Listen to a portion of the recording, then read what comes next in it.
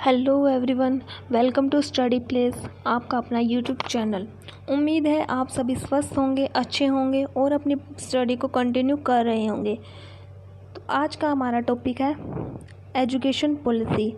2019 में जो नई एजुकेशन पॉलिसी जो 2020 में लागू की गई है, उसमें क्या क्या चेंज आए। जो हमारी पहले की एजुकेशन पॉलिसी थे उससे अब क्या क्या नई चीज़ें आई है और क्या क्या चेंज आया है, उसके बारे में हम कुछ क्वेश्चन हैं उनको पढ़ेंगे, जो कि हमारे किसी भी गवर्नमेंट जॉब के एग्ज़ाम में बहुत ही आपके लिए हेल्पफुल होंगे। तो हम स्टार्ट करते हैं आज की हमारी क्लास। हमारा फर्स्ट क्वेश्चन है, मानव संसाधन विकास मंत्रालय ने नई शिक्षा नीति 2019 कब घोषित की। यानी कि जो नई एजुकेशन पॉलिसी है गवर्नमेंट के द्वारा, जो मानव संसाधन विकास मंत्रालय है 2019 में, उन्होंने कब लॉन्च की है। ये की है 31 मई 2019, यानी कि 31 मई 2019 को मानव संसाधन विकास के मंत्रालय के द्वारा नई एजुकेशन पॉलिसी लॉन्च की गई थी। नेक्स्ट क्वेश्चन हमारा सेकंड, नई शिक्षा नीति 2019 पर मसौदा समिति की स्थापना की गई थी। तो इसका आंसर आएगा एचआरडी मंत्री प्रकाश जावड़ेकर ने जून 2017 में की थी। याद रखिए 2017 में। और घोषित कब की गई थी? 2019 में 31 मई को। नेक्स्ट क्वेश्चन हमारा थर्ड, नए एचआरडी मिनिस्टर का नाम क्या है? तो इनका नाम है रमेश पोखरियाल निशंक, जो कि नए एचआरडी मिनिस्टर का नाम है। तो हमारा नेक्स्ट क्वेश्चन है, नई शिक्षा नीति 2019 पर मसौदा समिति ने एमएचआरडी का नाम बदलने का प्रस्ताव दिया है। तो क्या नाम बदलने का प्रस्ताव दिया? उन्होंने कहा है मिनिस्ट्री ऑफ एजुकेशन, यानी कि शिक्षा मंत्रालय के रूप में। किसने किया है ये? नई एजुकेशन पॉलिसी में 2019 का। तो हमारा नेक्स्ट क्वेश्चन है, मौजूदा शिक्षा नीति 1986 में तैयार हुई थी और इसमें संशोधन कब हुआ था? यानी कि संशोधन कब हुआ था? जो हम अभी तक जो एजुकेशन पॉलिसी फॉलो कर रहे थे, ये तैयार तो की गई थी 1986 में। अब पूछ रहे इसके अंदर संशोधन कब हुआ, चेंजेस कब किया गया था? तो ये किया गया था 1992 में। नेक्स्ट क्वेश्चन है हमारा, नई शिक्षा नीति 2019 बना रही कमेटी ने ड्राफ्ट के तहत 12वीं तक की कक्षा के लिए कौन सा फॉर्मूला लॉन्च किया है? तो इन्होंने लॉन्च किया है, आंसर है इसका 5+3+3+4, यानी कि 5+3, 3+4। ये फॉर्मूला 12th की क्लास के लिए नई जो एजुकेशन पॉलिसी आई है उसमें कमेटी ने ड्राफ्ट के रूप में बनाया है, ये फॉर्मूला बनाया है। इसका मतलब क्या है हम ये जान लेते हैं। जो ये 5+3+3+4 है, इसका क्या मतलब क्या है? तो इसके ये देखिए यहाँ पर रीड करते हैं हम। ये 5 वर्षीय फाउंडेशन कोर्स होगा। ये एक 5 साल का एक फाउंडेशन का कोर्स होगा, जिसमें फर्स्ट और सेकंड क्लास की पढ़ाई शामिल होंगी और आगे प्री प्राइमरी स्कूल के नाम दे दिया जाएगा। इसमें फर्स्ट और सेकंड क्लास को शामिल किया जाएगा, जिसे प्री प्राइमरी स्कूल नाम दे दिया जाएगा। और इसके बाद इसके अंदर 3rd, 4th और 5th की पढ़ाई होगी। और उसके बाद 3 और क्लासेज होगी, जैसे 6th, 7th, 8th। जैसे कि इसे तो 5 साल का फाउंडेशन कोर्स का नाम दे दिया जाएगा। इसके अंदर फर्स्ट और सेकंड क्लास से आएंगी, फिर आगे 3 क्लासेज और कराई जाएगी, 6th, 7th, 8th। और फिर उसके बाद चौथी स्टेज पे होएगा 9th, 10th, 11th और 12th, यानी कि एक स्टेज के रूप में एजुकेशन का फॉर्मूला लॉन्च किया गया है। ये कौन सी क्लास के लिए तक किया गया है? ये 12th तक, यानी कि 12वीं क्लास। हमारा आज का नेक्स्ट क्वेश्चन है 7th क्वेश्चन, नई एजुकेशन पॉलिसी में प्री स्कूल और पहली क्लास में बच्चों को कितनी भारतीय भाषाओं के बारे में पढ़ने पर जोर दिया जाएगा? ये होंगी हमारी तीन इंडियन लैंग्वेज पर प्री स्कूल, और जो फर्स्ट क्लास होती है उनमें जो बच्चे आएंगे उन्हें 3 इंडियन लैंग्वेज के बारे में नॉलेज दी जाएगी।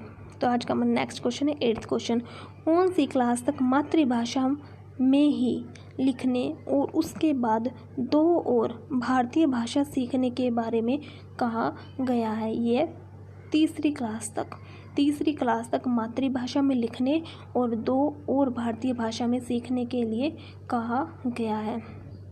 तो हमारा नेक्स्ट क्वेश्चन है 9th क्वेश्चन, अगर कोई विदेशी भाषा भी पढ़ना और लिखना चाहे तो वह कौन से स्थान पर होगी?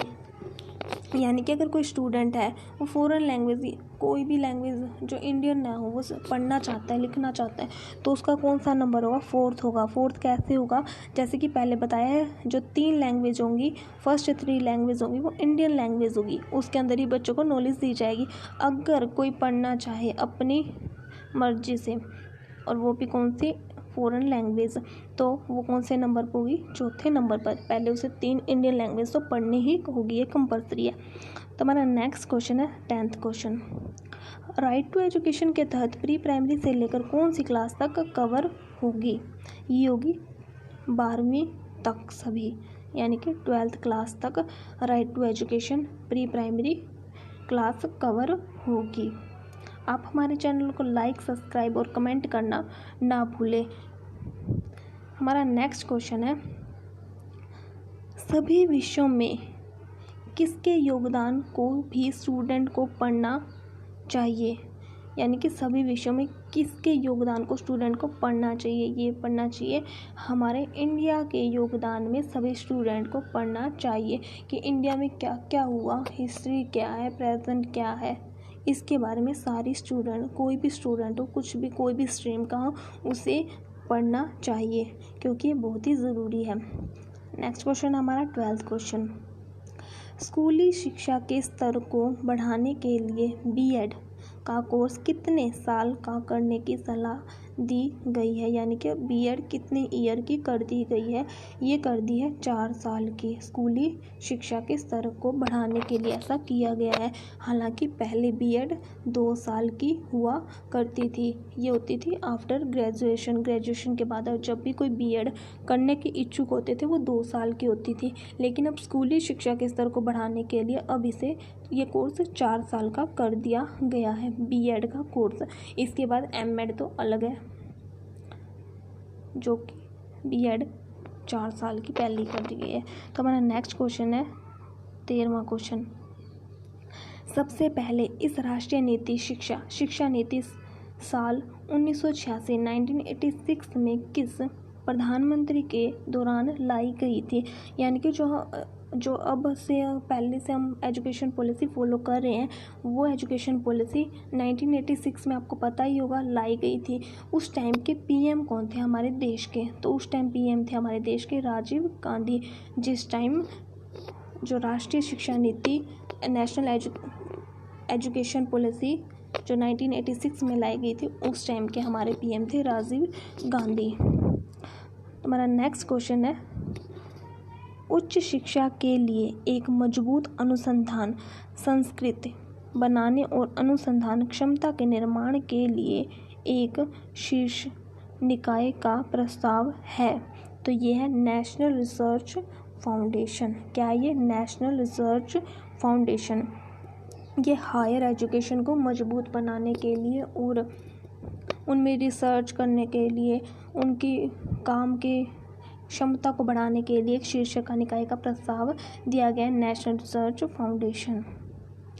हमारा नेक्स्ट क्वेश्चन है, व्यावसायिक शिक्षा के लिए प्रत्येक क्षेत्र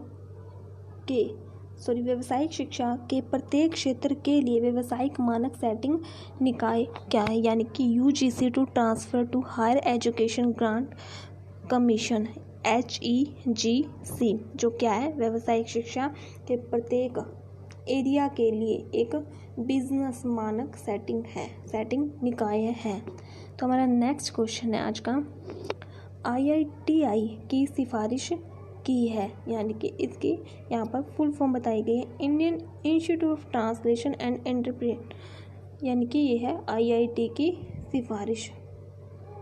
तो हमारा नेक्स्ट क्वेश्चन है, नई एजुकेशन पॉलिसी का ड्राफ्ट किसके नेतृत्व वाली कमेटी ने तैयार किया है, यानी कि जो नई एजुकेशन पॉलिसी 2019 में घोषित की गई है उसका ड्राफ्ट किसके अंडर रहकर लॉन्च किया गया है, किसके अंडर रहकर ये तैयार किया गया है। लीडरशिप, तो इसका राइट आंसर रहेगा इसरो के पूर्व प्रमुख, आंसर है इसका इसरो के पूर्व प्रमुख कस्तूरीरंगन, जो कि 9 सदस्य की एक समिति है। इनके तहत रहकर एजुकेशन पॉलिसी का एक नया ड्राफ्ट तैयार किया गया है। जैसे कि इसमें थोड़ा सा और इसकी हिस्ट्री दे रखी है, जान लेते हैं हम। यह नालंदा और तक्षशिला के प्राचीन भारतीय विश्वविद्यालय की महिमा और शिक्षा के प्रति उनके उदार दृष्टिकोण को रेखांकित करता है। नालंदा और तक्षशिला के प्राचीन भारतीय में यह समृद्ध भारतीय संस्कृति और परंपरा और ज्ञान प्राणियों के अलावा ICS नैतिकता, संवैधानिकता, मूल्य और समुदाय और सर्विस के लिए अपने जो कंट्रीब्यूट होते हैं उनको मजबूत करने के लिए एजुकेशन जो सिस्टम है उनकी नीड पर रेखांकित करता है। तो आज के हमारे क्वेश्चन इतने ही थे। उम्मीद है आपको ये क्लास बहुत ही पसंद आई होगी और ये क्लास आपके लिए हर एक एग्ज़ाम के लिए बहुत ही बेनिफिशियल रहेगी। Thank you.